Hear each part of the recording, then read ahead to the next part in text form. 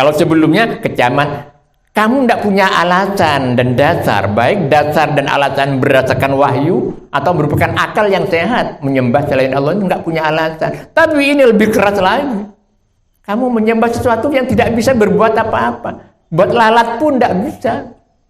Ini kan hantaman nabrak dada ini. Keras sekali kecamannya. Walawi jitama'ula, dan sekalipun mereka yang disembah selain Allah itu bersatu lahu untuk menciptakan seekor lalat itu. Coba berhala-berhala atau pimpinan yang dipuja itu bersatu untuk membuat seekor lalat saja. La yakhluqu dubaban. Mereka tidak akan mampu walaupun mereka bersatu. Tidak akan mampu membuat seekor lalat saja. Apalagi membuat yang lebih dari lalat. Membuat lalat saja nggak mampu.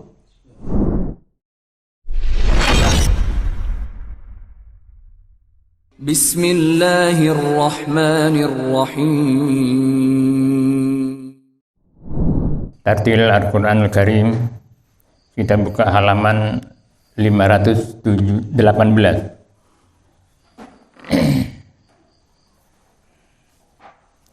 Halaman 518 surah Qaf,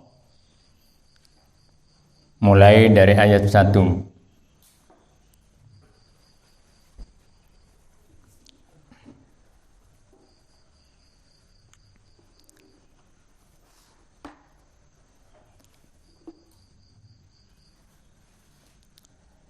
A'udzu billahi minasy syaithanir rajim.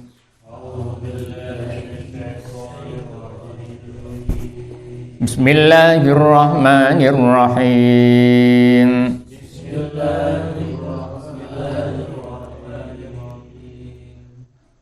Qaf wal Qur'anil Majid bal ajibu an ja'ahum mundirun faqala al kafirun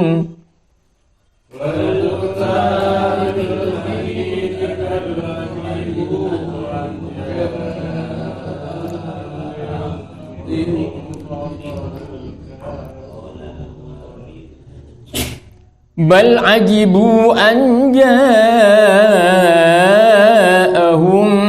mundirun minhum faqala al kafiruna hadha syai'un ajib.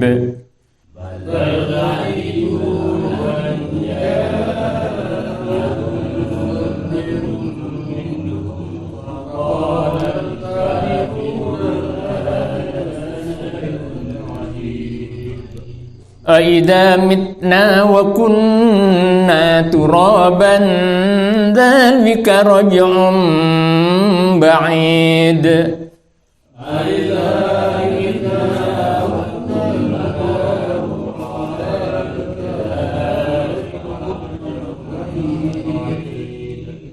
Qad 'alimna ma tanqusul ardu minhum wa indana kitabun hafiz.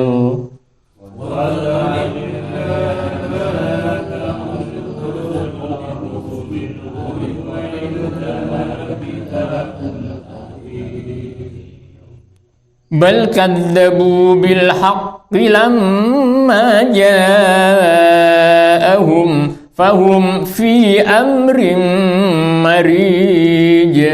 Bal kadzabu bil haqqi lamma ja'ahum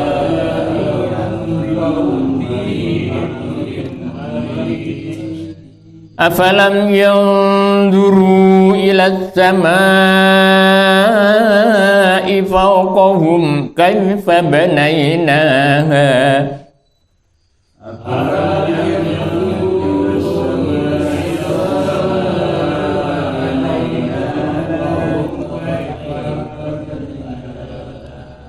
kaifa banaynaha wa zayyanaha wa ma laha min furuj.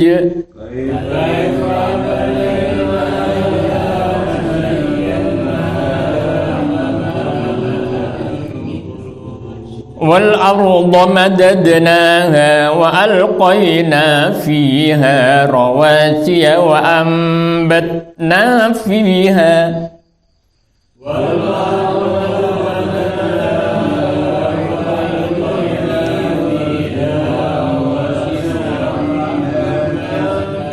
وأنبتنا فيها من كل زوج بهيج تبصرة وذكرى لكل عبد منيب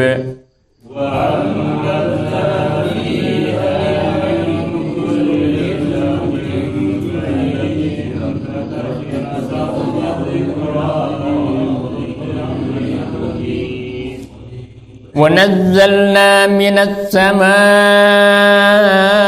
ماء مباركا فأنبتنا به جنات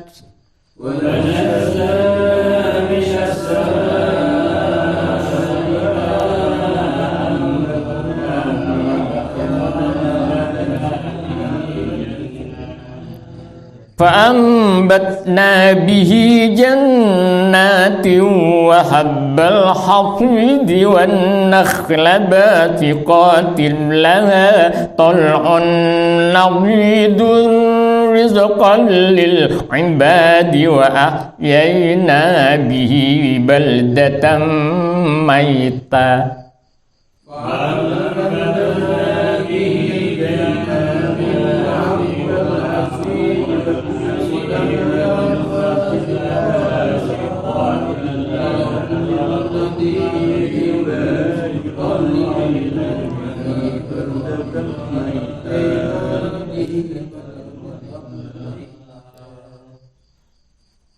Ini sama-sama lam alif, ada yang di akhir ayat, ada yang di tengah-tengah ayat. Wan nakhla basiqatil laha tal'un nadidun. Itu ada lam alif kecil. Itu boleh berhenti di situ, cuma kurang bagus. Jadi dilanjutkan, itu yang lebih bagus. Tapi kalau lam alif yang di tengah, rizqan lil ibadi, di situ tidak boleh berhenti. Kalau berhenti harus diulangi lagi. Tapi kalau yang di depan nabidun tidak diulangi lagi tidak apa-apa, cuma kurang bagus cara bacanya. Kita lanjutkan. Kadzalikal khuruj.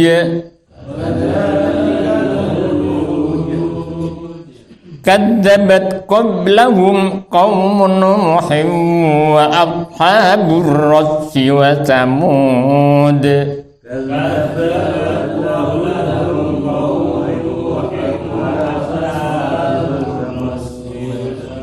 وعاد وفرعون وإخوان لوط وأصحاب الأيكة وقوم تبع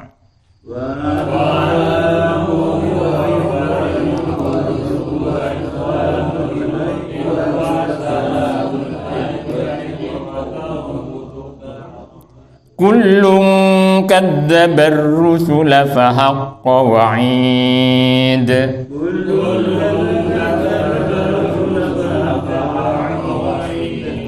أفعينا بالخلق الأول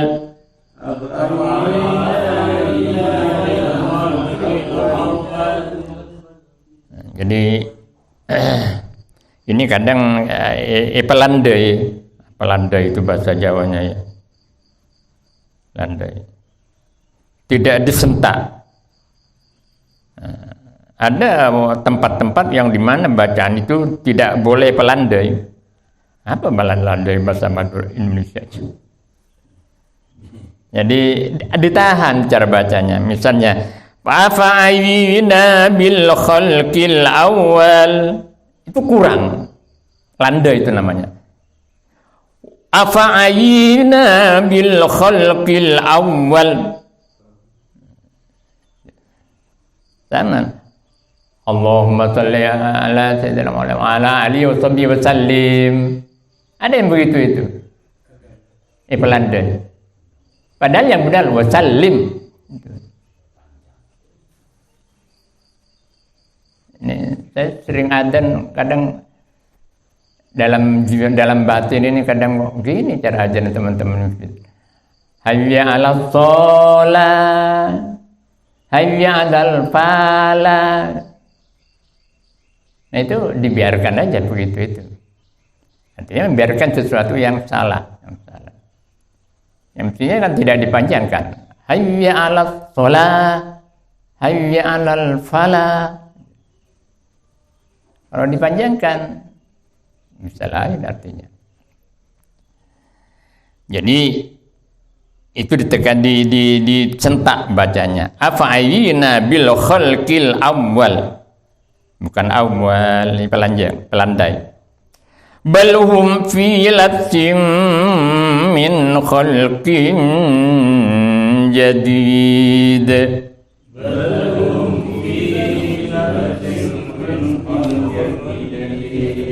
Sadaqallahul azim.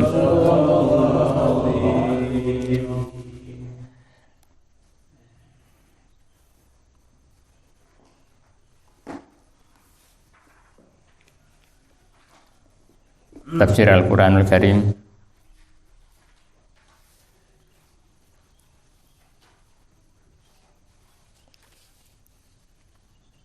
Kita buka halaman 341.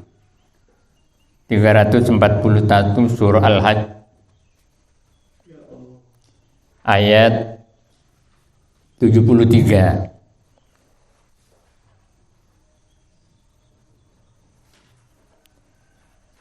A'udzu billahi minasyaitonir rajim. Bismillahirrahmanirrahim.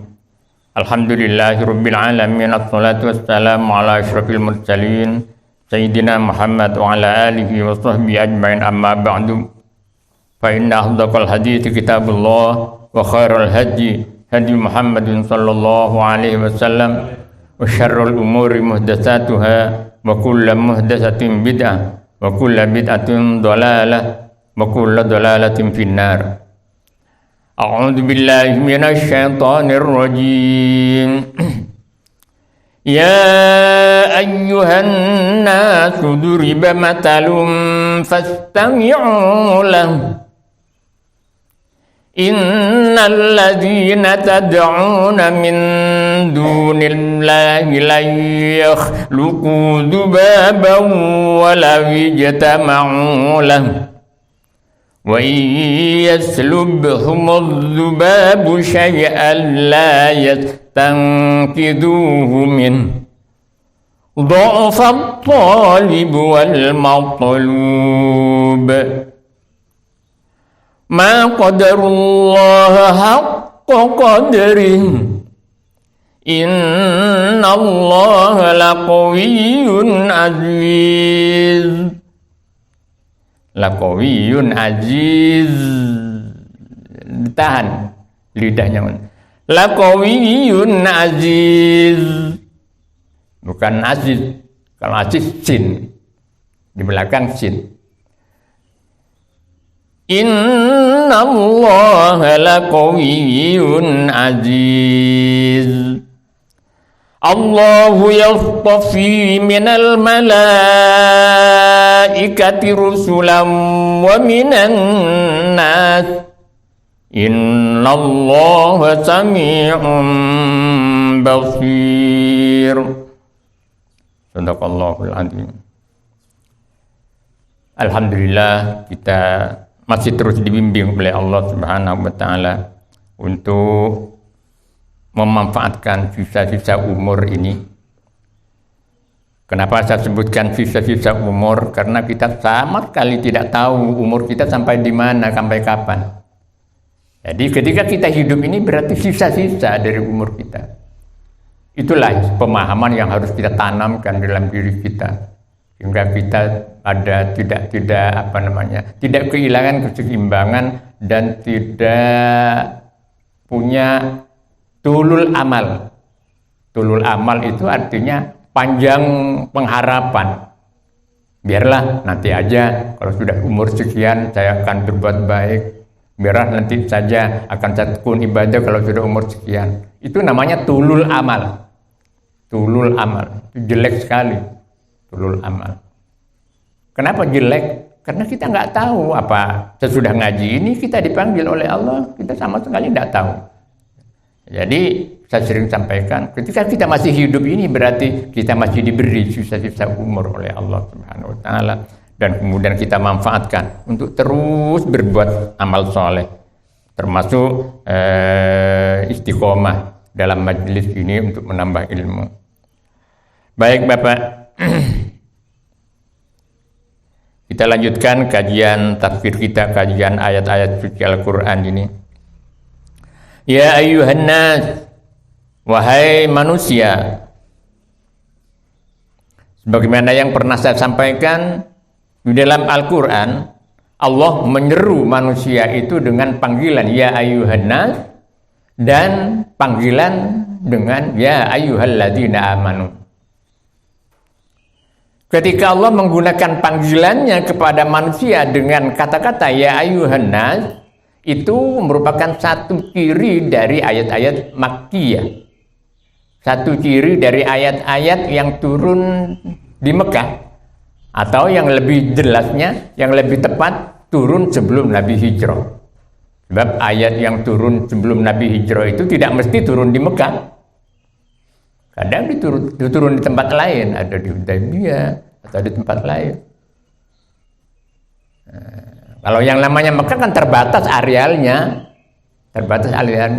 Jadi bisa saja disebut bahwa ayat-ayat yang turun di Mekah itu disebut ayat Makkiyah. Tapi yang lebih tepat adalah ayat-ayat Makkiyah adalah ayat-ayat yang turun sebelum Rasulullah hijrah ke Madinah. Yang lebih tepat. Nah, cirinya antara lain ini, ya ayyuhan nas, wahai manusia. Karena Nabi di Mekah masih belum membentuk masyarakat. Masih belum mempersiapkan terbentuknya sebuah masyarakat yang menyatu. Di Mekah belum. Nah, itu terjadi proses terbentuknya masyarakat itu ketika ayat-ayat wahyu-wahyu Allah itu turunkan ketika Nabi hijrah berada di Madinah. Materi wahyunya pun juga berbeda. Kalau ayat-ayat Makkiyah, ayat-ayat yang turun sebelum Nabi hijrah itu dalam rangka pembinaan pondasi. Jadi yang dibicarakan tentang keimanan yang benar dan mantap. Itu pembinaan pondasi. Karena dari pondasi inilah kemudian muncul bagaimana cara mengatur masyarakat yang baik dan benar. Dan itu dilakukan, ayat-ayatnya turun di Madinah. Di Madinah sudah berbicara tentang keadilan. Di Madinah berbicara tentang bagaimana hubungan antar tetangga. Di Madinah Allah Subhanahu wa taala sudah berbicara tentang bagaimana mengatur kepemimpinan, strategi perjuangan dan sebagainya.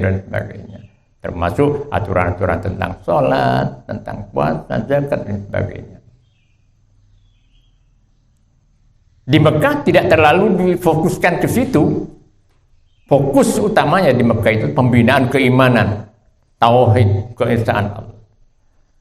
Itu antara lain isi dan materi daripada ayat-ayat Makkiyah, ayat-ayat yang turun sebelum Nabi hijrah. Ya kalau di Madinah cirinya ya ayyuhalladzina amanu, wahai orang-orang yang beriman. Itu hampir dipastikan ayat itu turunnya di Madinah atau sesudah Nabi hijrah. Kalau ya ayyuhan nas, hampir itu bisa dikatakan bahwa ayat itu turun sebelum Nabi hijrah berada di Mekah. Ya ayyuhan nas, wahai manusia. Ayat ini lanjutan daripada ayat sebelumnya. Ketika pada ayat sebelumnya Allah mengecam bahwa orang-orang yang menyembah selain Allah itu tidak punya landasan apa-apa. Baik landasan itu berdasarkan wahyu, artinya berdasarkan wahyu itu artinya menurut ajaran-ajaran nabi-nabi sebelumnya.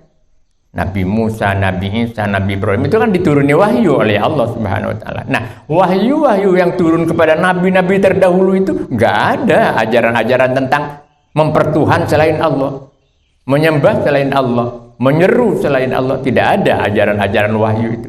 dan juga tidak sesuai dengan akal yang sehat.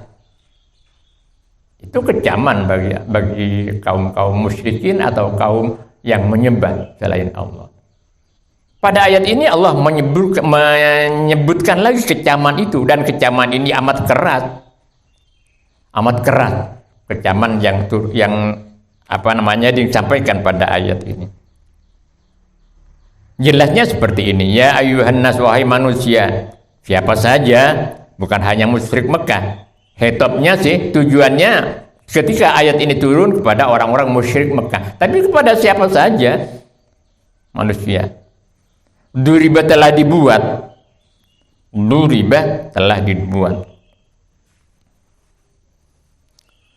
Kata ini berbentuk pasif, bukan aktif. Di dalam tata bahasa Arab, kata yang berbentuk pasif itu disebut mabni majhul. Jadi kata itu dibentuk dalam majhul, tidak diketahui. Majhul, jahil itu kan bodoh. Kalau majhul artinya dibodohi, artinya yang tidak diketahui. Apanya yang tidak diketahui? Pelakunya telah dibuat.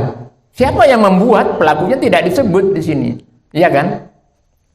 Apakah Allah yang membuat atau orang-orang musyrik sendiri yang membuat? Jadi dzuriba, telah dibuat.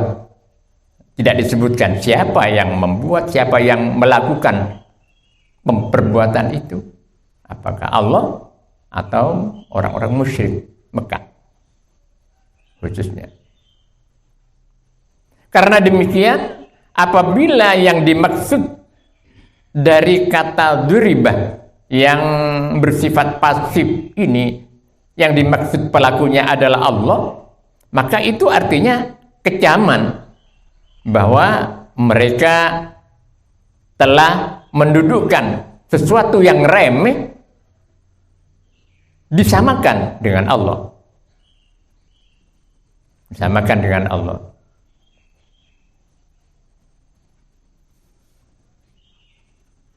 Dalam ayat ini Allah menggunakan contoh, membuat contoh, perumpamaan atau keserupaan.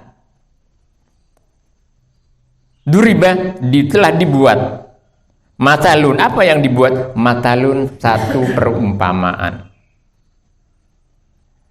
Matalun, satu contoh yang remeh.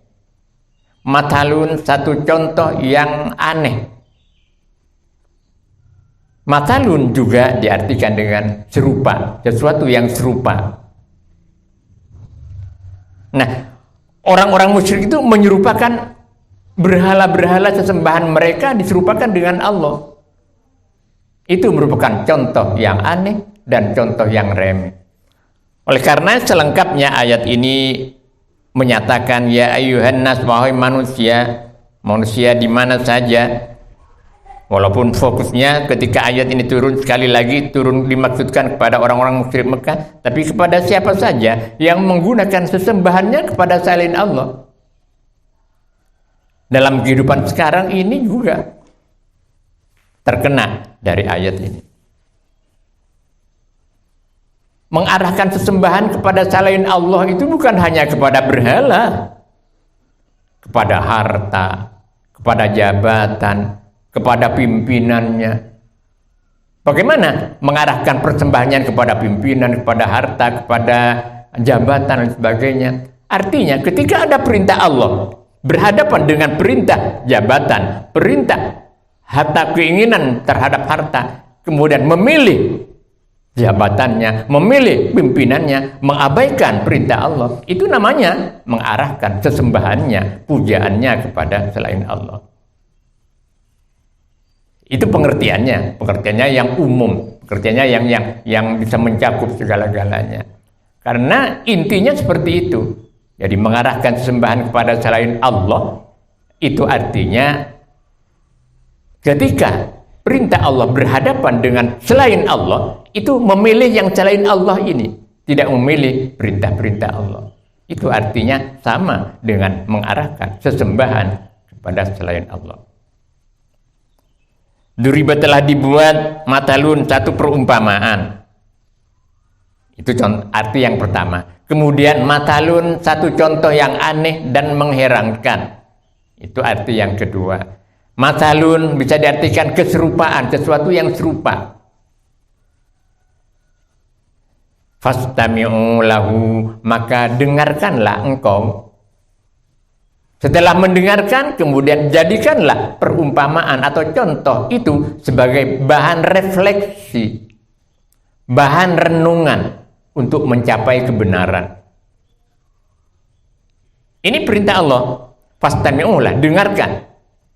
Setelah mendengarkan, setelah kamu mendengarkan contoh yang dibuat itu, maka jadikanlah contoh itu sebagai bahan refleksi, bahan renungan untuk guna mencapai kebenaran.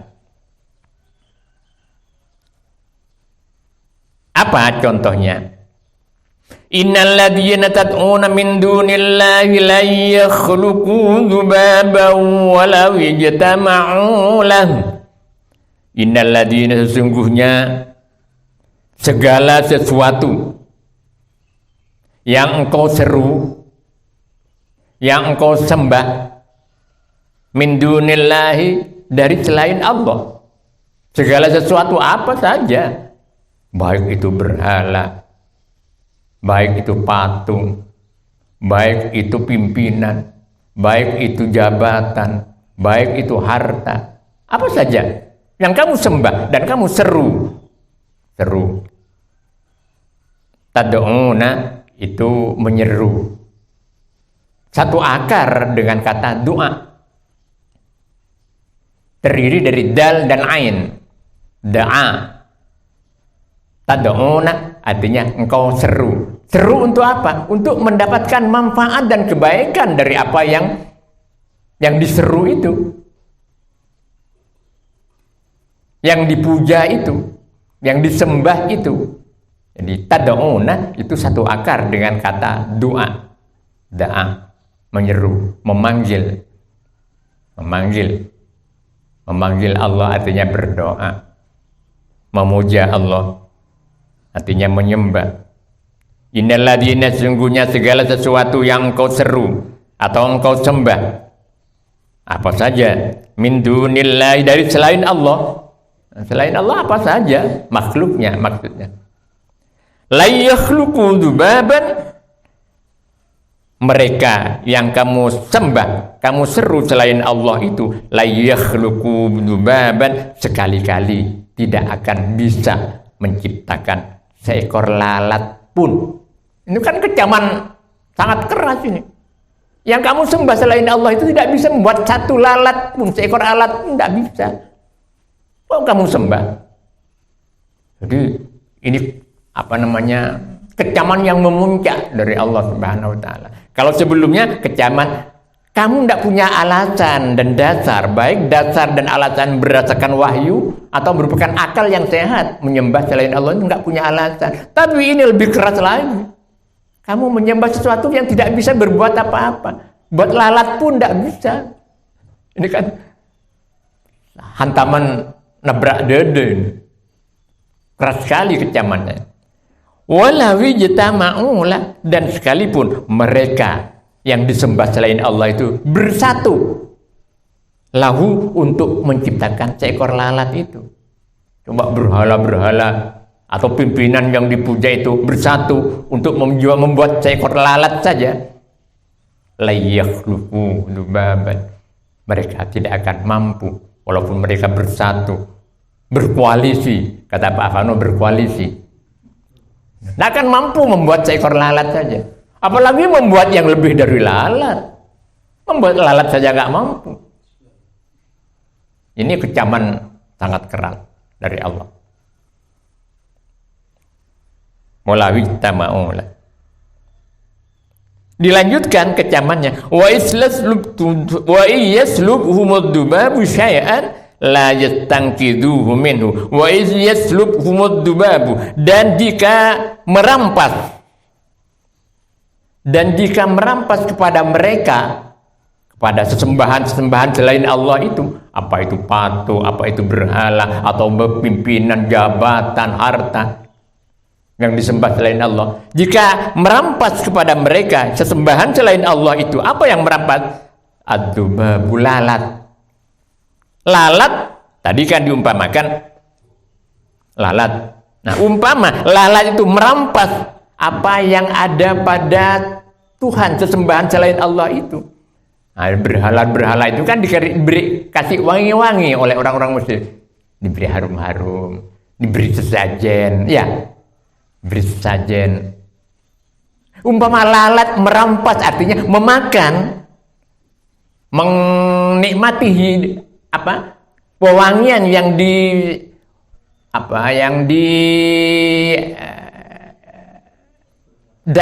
dipasang di patung itu, di berhala itu. Merampas sesajen, yang lebih jelas sesajen misalnya, makan lalat itu.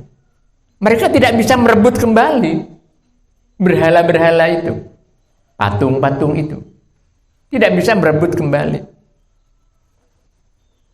Artinya dia tidak bisa bereaksi walaupun ada lalat ngerubung di situ sambil makan sesajennya.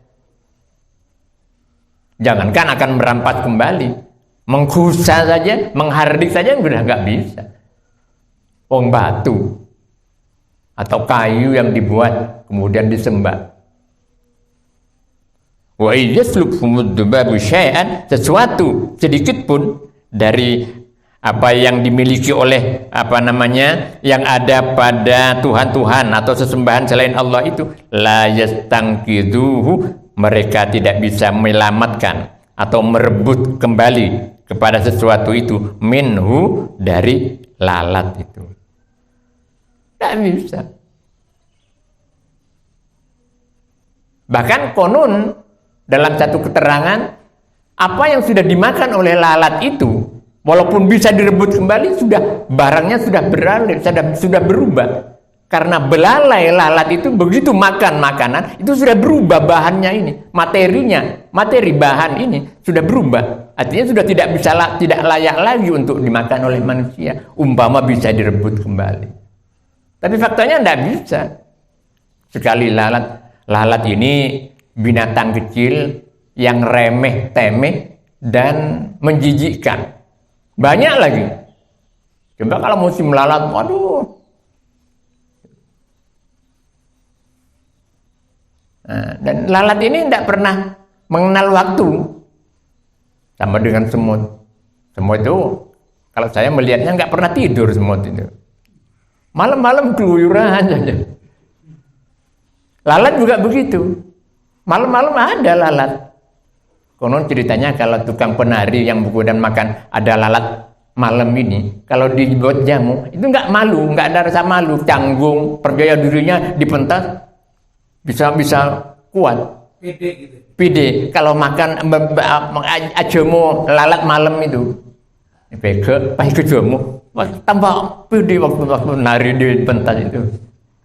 Barangkali tukang nari lodro, gandrung-gandrung itu begitu mungkin. Kalau malam cari lalat malam itu kemudian dibawa jamu. Saya dengar lama ini, mulai masih kecil, montro tak todusen nah. Arwah jamu lalat malam. Tak malu, artinya nggak canggung, nggak minder ada di pentas itu. Jangan-jangan orang di Jakarta tuh banyak makan lalat itu ya? Enggak tahu malu. Ya barangkali filosofinya kalau lalat itu malu kan nggak ada malunya itu. Ini kalau itu dipergunakan itu jamu.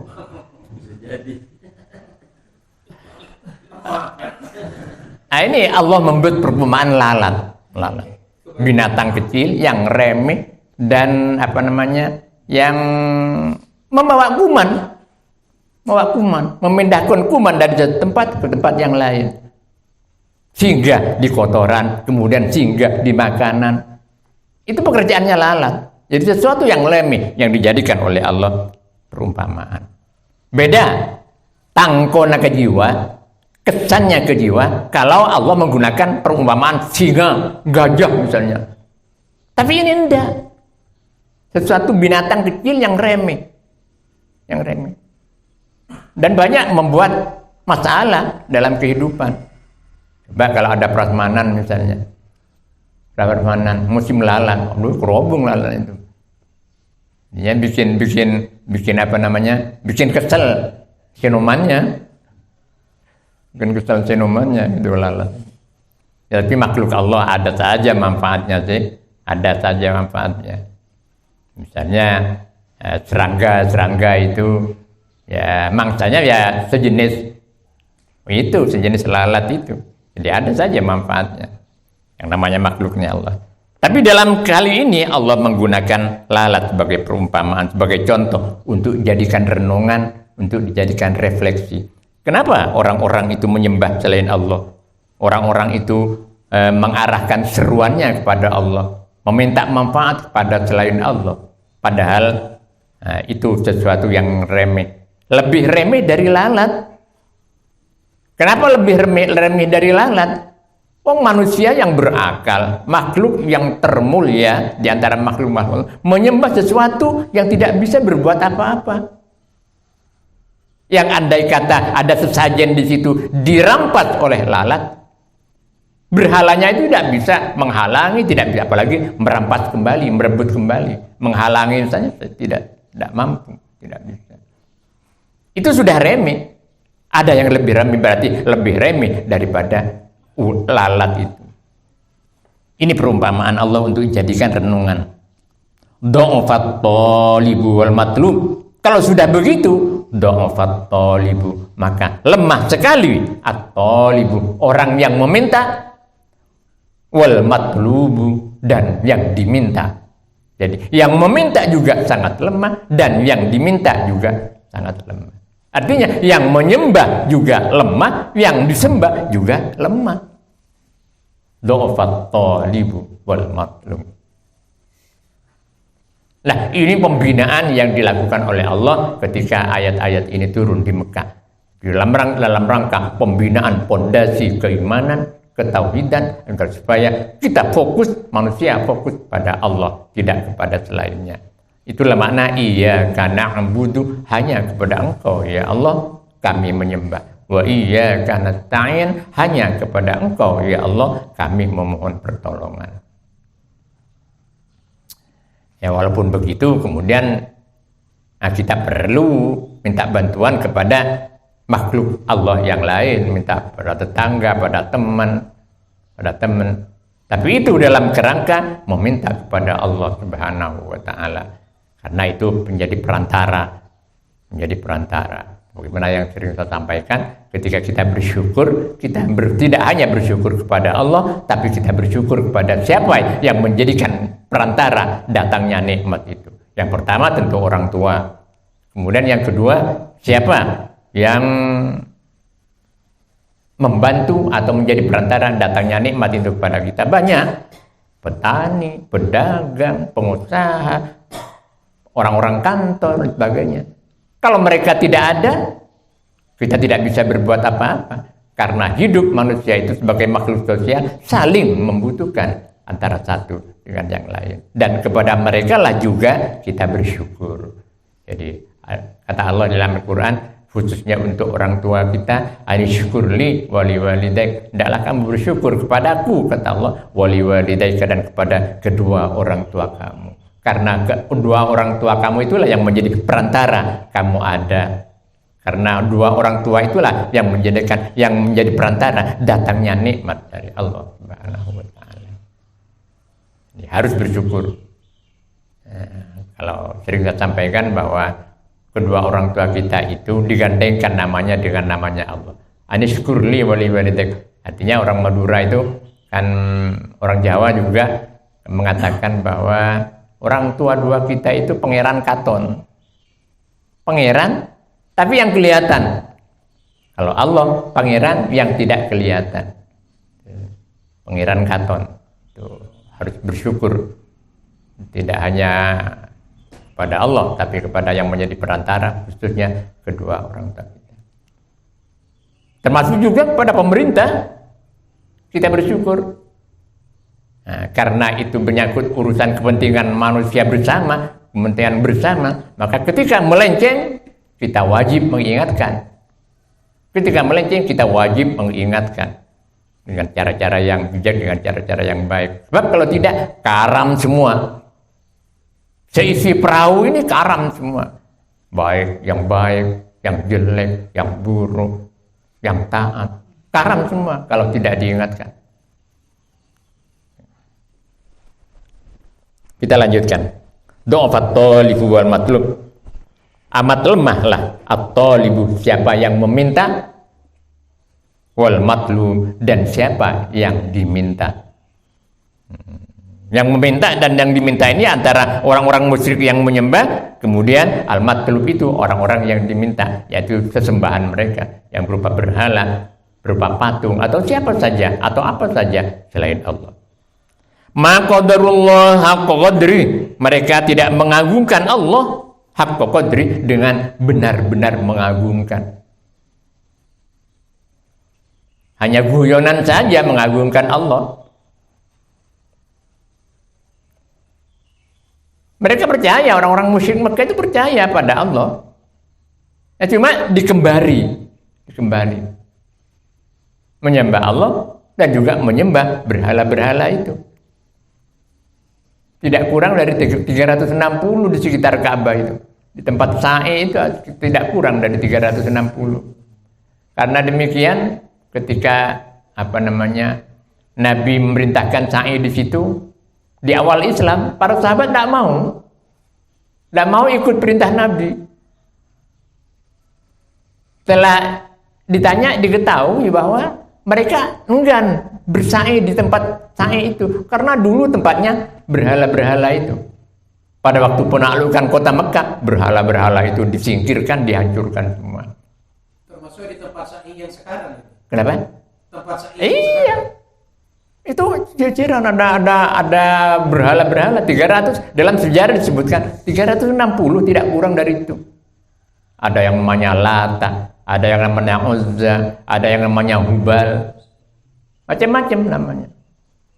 Oleh karenanya Abu Jahal atau Abu Lahab itu yang diberi nama Abdul Uzza itu. Abdul Uzza itu sama dengan Abdullah. Jadi Abdullah hamba Allah. Kalau Abdul Uzza, ya hambanya berhala yang bernama Uzza itu. Lata, Hubal, Uzza. Para sahabat nggak mau. Di awal Islam, akhirnya turun ayat Faman hajjal baita aw itamara fala junaha alaihi ayat tawafa bil bima. Faman hajjal baita aw itamara, bagaimana barang siapa yang berhaji di Baitullah, akhirnya tawaf.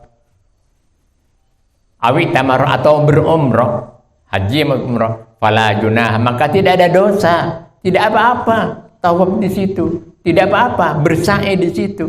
Kalimatnya tidak apa-apa.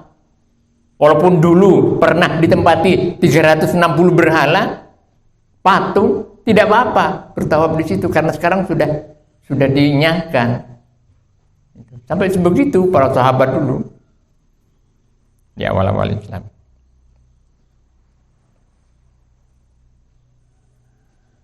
Nah, orang-orang musyrik itu menyembah Allah juga, tapi ma qadarullah haqqa qadri, mereka tidak mengagungkan Allah haqqa qadri, dengan sebenar-benar mengagungkan. Luarannya saja.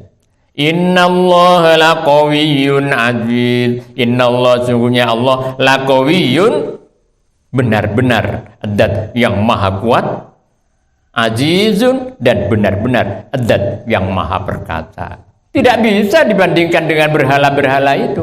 Tidak berbanding. Allah dibandingkan dengan berhala-berhala itu. Allah dibandingkan dengan pimpinan-pimpinan jenderal sekalipun misalnya, tidak sebanding, tidak berbanding. Ini makna daripada penutupan ayat ini. Allah menutup ayat 74 ini dengan innallaha laqawiyyun aziz. Sesungguhnya Allah laqawiyyun, benar-benar zat yang maha kuat. Tidak bisa dibandingkan dengan berhala-berhala itu. Tidak bisa dibandingkan dengan sesembahan selain Allah itu. Azizun, benar-benar maha perkasa. Tidak bisa ditandingi.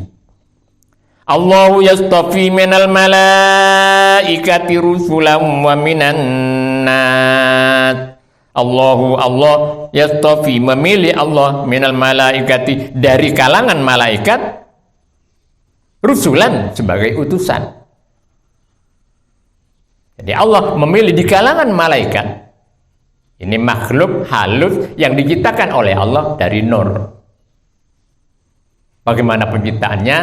Nah, kita tidak perlu tahu itu. Yang penting kita yakin ada malaikat, dan malaikat itu merupakan makhluk Allah juga yang diciptakan dari nur. Kalau iblis diciptakan dari api. Kalau manusia diciptakan dari tanah. Karena diciptakan dari tanah, menurut iblis lebih mulia api daripada tanah. Ngapain aku pinta sujud kepada Adam? Adam diciptakan dari tanah. Padahal ada ulama yang memerinci manfaat tanah itu lebih banyak daripada api. Manfaat tanah itu lebih banyak daripada api. Tanah bisa tempat tumbuhan tanaman-tanaman untuk kehidupan makhluk di atas bumi ini. Dan banyak lagi. Tapi iblis, setelah ditanyakan oleh Allah, kenapa kamu tidak mau sujud? Ya, khalaqtani min narin wa khalaqtahu min tin. Kamu ciptakan aku dari api, ya Allah. Api itu lebih tinggi nilainya daripada tanah. Wa khalaqtahu min tin, dan kamu ciptakan Adam itu dari tanah. Dia sombong. Karena kesombongannya itu, maka kemudian dilaknat oleh Allah Subhanahu wa taala. Allah yastafi, memilih Allah minal malaikat, dari kalangan malaikat, rusulan, sebagai rasul, utusan. Wa minan nasi, dan juga dari kalangan manusia.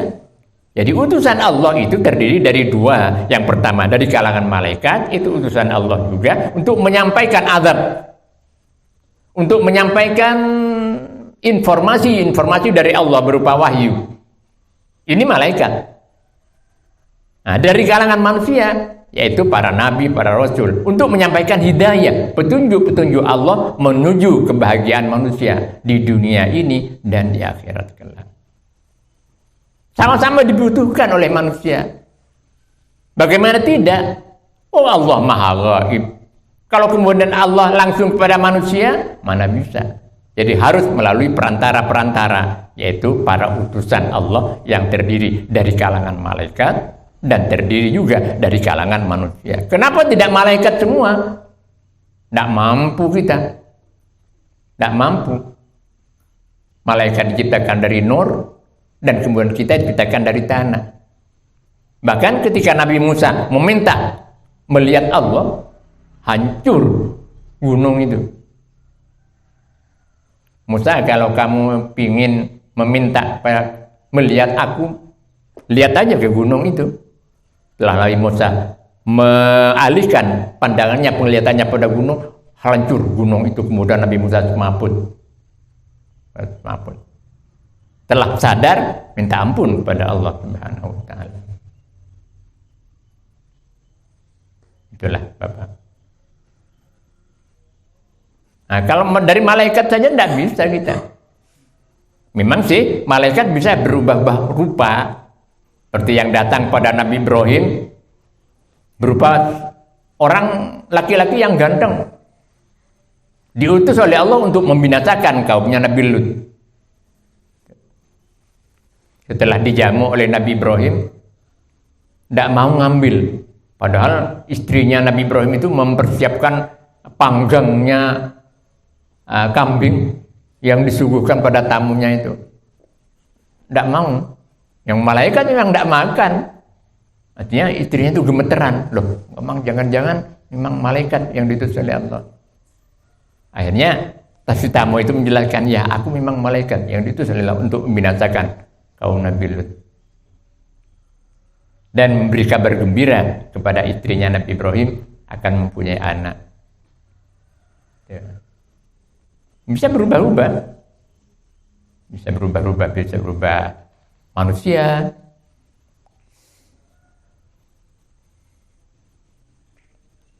Wa minan nas, dan juga innallaha sami'un basir. Sesungguhnya Allah sami'un maha mendengar, basirun dan maha melihat.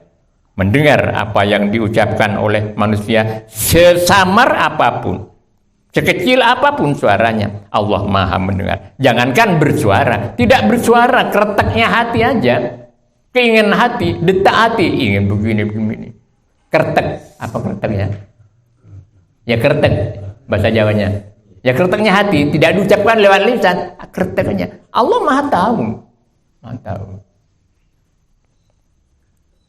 Dan apa yang diperbuat oleh manusia, oleh makhluknya, sekecil apapun, Allah maha melihat. Ya'lamu ma baina aydihim wa ma khalfahum. Allah maha mengetahui ma baina aydihim, yang ada di hadapan mereka. Di hadapan mereka atau yang sudah dikerjakan oleh mereka. Jadi apa yang ada di hadapan mata mereka atau sesuatu yang sudah dikerjakan. Allah maha mengetahui. Wa ma khalfahum, dan apa yang ada di belakang mereka. Yang di belakang mereka artinya tidak kelihatan. Atau sesuatu yang belum dikerjakan. Allah maha mengetahui. Jadi sebelum yang apa yang belum dikerjakan, itu Allah mengetahui bahwa si A ini akan mengerjakan ini dan seterusnya. Allah maha mengetahui. Wa ilallahi turja'ul umur. Wa ilallahi, dan hanya kepada Allah turja'ul umur, dikembalikan segala perkara.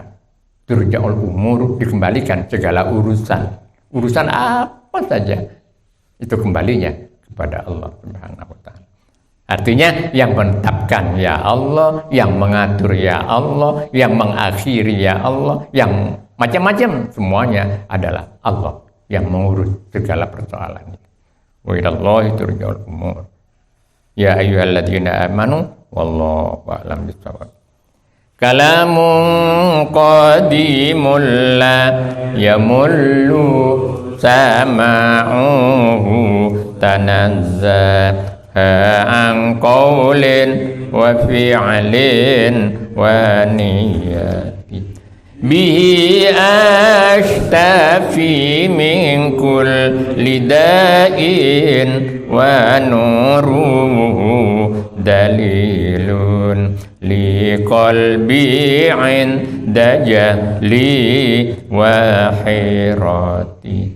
Faya Rabbi mati'ni bisirri hurufihi wa nawwir bihi qalbi wa sam'i wa muqlati wa salli wa sallim ya ilahi ala nabi wa alin wa ashabin bihim nil tubuyati. Wa ya Rabbi zidni bihi ilman wa hikmatan bijahin nabi man ja'ana bil hidayati. Wa ya Rabbi waffiqni bitaqwaka ya Allah. Fa ya Rabbi irhamni bihusni khatimati. Alaihi salatullahi